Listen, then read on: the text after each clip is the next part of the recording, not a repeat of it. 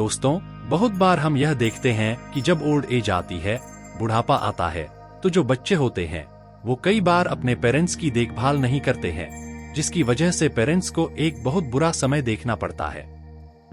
कई बार तो हम यह भी देखते हैं कि बच्चे माँ बाप को घर से भी निकाल देते हैं। इस वजह से उन्हें वृद्ध आश्रम में जाना पड़ता है या कुछ लोग मंदिरों में जाकर रहना चालू कर देते हैं। पूरी उम्र इंसान ने जिन बच्चों के लिए मेहनत की होती है, बुढ़ापे में जाकर वो बच्चे ही आपको तंग करना शुरू कर देते हैं। इससे ओल्ड एज तो खत्म होती ही होती है। ओल्ड एज में परेशानियां तो आती हैं, लेकिन आपने पूरे जीवन में जो काम किया, जो मेहनत की, उसके ऊपर भी पानी फिर जाता है। मतलब आपका पूरा जीवन ही व्यर्थ हो जाता है। मैं आपको 6 काम ऐसे बताऊंगा, अगर आप इन 6 कामों को करेंगे, इन 6 बातों का ध्यान रखेंगे, तो ओल्ड एज में जाकर के आपको दुख का सामना नहीं करना पड़ेगा। अपने बच्चों की तरफ से आपको किसी भी तरह की कोई परेशानी नहीं होगी। आपको अपना घर नहीं छोड़ना पड़ेगा। जीवन आपका सुखमय बीत जाएगा। सबसे पहला काम जो आपको करना है वो यह है कि आपको अपना घर अपने बेटे के नाम पर ट्रांसफर नहीं करना होता है। यह है कि माँ बाप को विश्वास होता है अपने बच्चे के ऊपर और वो लोग अपना घर उसके नाम पर ट्रांसफर कर देते हैं। लेकिन कुछ समय के बाद घर में कुछ ऐसी परेशानियां शुरू हो जाती हैं। बहू के आने के बाद बेटा माँ बाप का कहना मानना बंद कर देता है और उन्हें घर से निकाल देता है। अगर आप वृद्ध आश्रम में जाकर के लोगों से बात करें तो आप वहां पर पाएंगे कि एक मेजॉरिटी ऑफ पॉपुलेशन, उनमें से ज्यादातर लोग ऐसे होंगे जो आपसे कहेंगे कि उनके पास घर तो था, लेकिन उन्होंने वो घर अपने बेटे के नाम पर ट्रांसफर कर दिया था। वैसे तो अगर आपके नाम पर घर नहीं है, फिर भी आपका बेटा आपको घर से निकाल नहीं सकता। कानूनी तौर पर आपको रहने की जगह देना आपके बेटे का फर्ज है, कानूनी तौर पर। लेकिन हम उस कानूनी प्रक्रिया में आज नहीं जा रहे हैं। मैं आपसे यह कह रहा हूं कि आपको अपना घर, जिस घर में आप रहते हैं, जिसे आपने बनाया है पूरी उम्र में, उस घर को अपने बेटे के नाम पे ट्रांसफर नहीं करना चाहिए। जब तक आप इस दुनिया में हैं, तब तक अगर आपका एक ही बेटा है, तो फिर तो आपके जाने के बाद यह घर ऑटोमेटिक उसे मिल जाएगा। फिर ट्रांसफर करने की इतनी जल्दी क्यों है? और अगर आपके एक से ज्यादा बच्चे हैं, मान लीजिए बेटा बेटी हैं या 2 बेटे हैं, और आप चाहते हैं कि कोई डिस्प्यूट ना हो इनमें आगे चलकर, तो आप वसीयत कर दीजिए। लेकिन अपने जीते जी अपना घर अपने बेटे के नाम पे ट्रांसफर मत करिए। जब आप ऐसा करेंगे तो आपके पास रहने के लिए एक छत होगी हमेशा के लिए, जब तक आप जिंदा हैं। आपको आपके घर से कोई नहीं निकाल पाएगा। आपको वृद्ध आश्रम नहीं जाना पड़ेगा।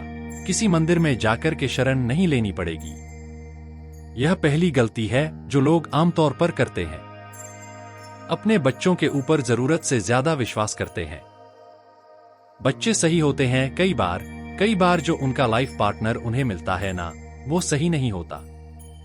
और बच्चे जो हैं, वह सही गलत में कई बार फैसला नहीं कर पाते, और कई बार माँ बाप की तरफ से भी गलती हो जाती है और लड़ाई झगड़ा कर लेते हैं बच्चों के साथ। तो कारण चाहे कोई भी हो, अगर आपका मकान आपके नाम पर है तो आपको कोई निकाल नहीं सकता।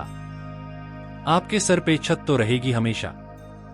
तो यह पहला काम आपको जरूर से जरूर करना है। दूसरा, आपको यह इंतजाम करना है कि आपको बुढ़ापे में खर्चे पानी की कमी ना हो।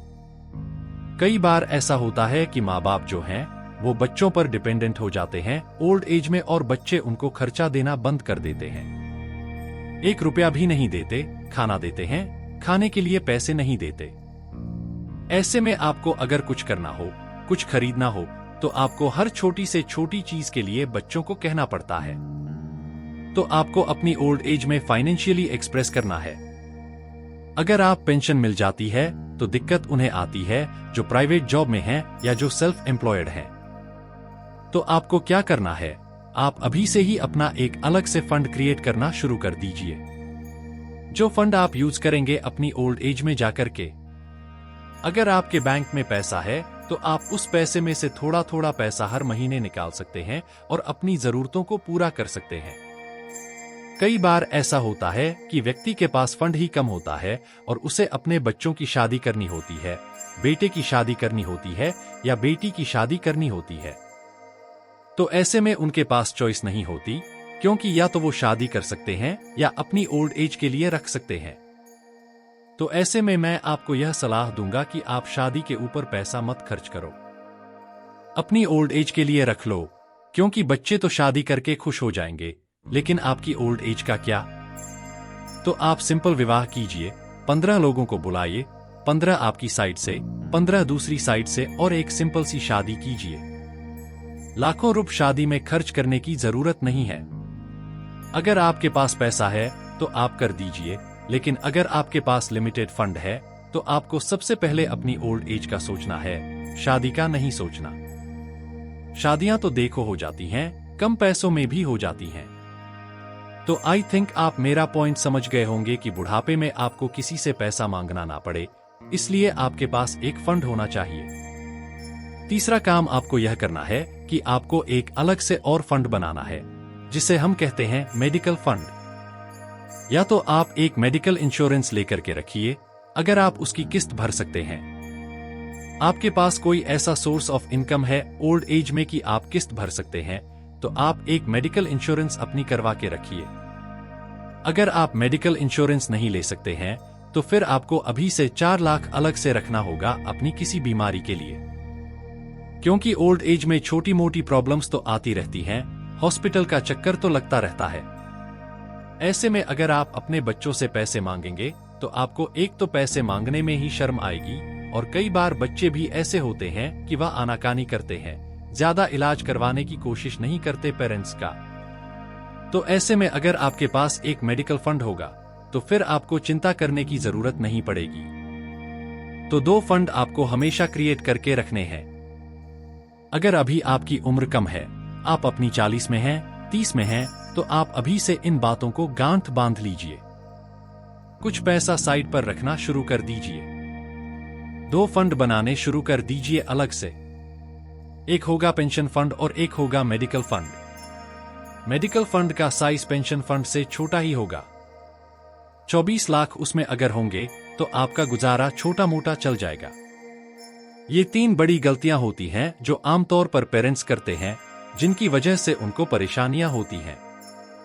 रहने के लिए छत नहीं होती, खर्च करने के लिए पैसा नहीं होता, जिसकी वजह से बच्चों से मांगना पड़ता है।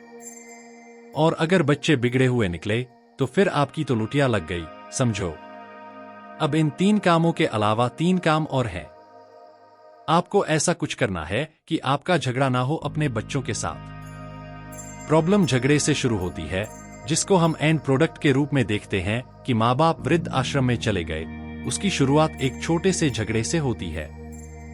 तो आपको अपने बच्चों के साथ इस तरह से व्यवहार करना है कि आपको झगड़ा नहीं करना।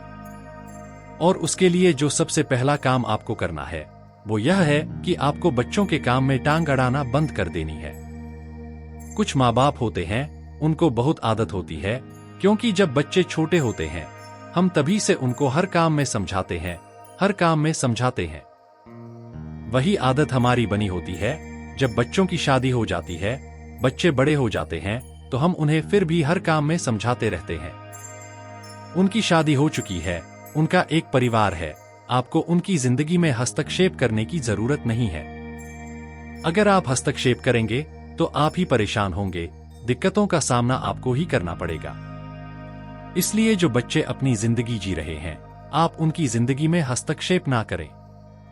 अपने बच्चे के साथ बैठिए, समय समय पर बात कीजिए, लेकिन बच्चों के जीवन में दखलंदाजी करने की जरूरत नहीं है। एक काम जो आपको करना है वो यह है कि अगर आप बहुत ज्यादा परेशानियों से बचना चाहते हैं तो अपनी किचन को अलग कर दीजिए।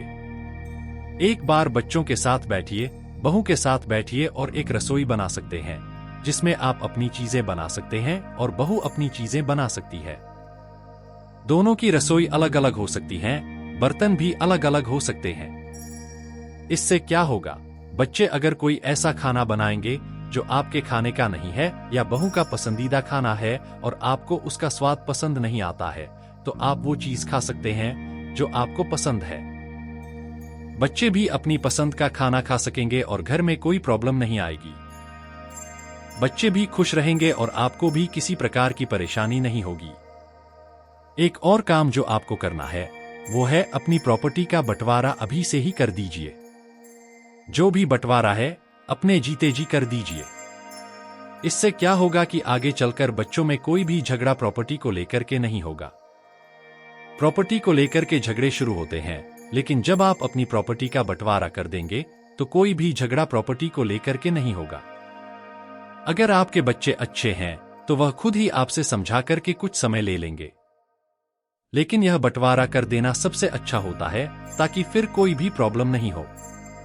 तो यह 6 काम आपको करने चाहिए ताकि आप बुढ़ापे में शांति से रह सकें, बच्चों के ऊपर निर्भर न रहना पड़े और परेशानी का सामना न करना पड़े।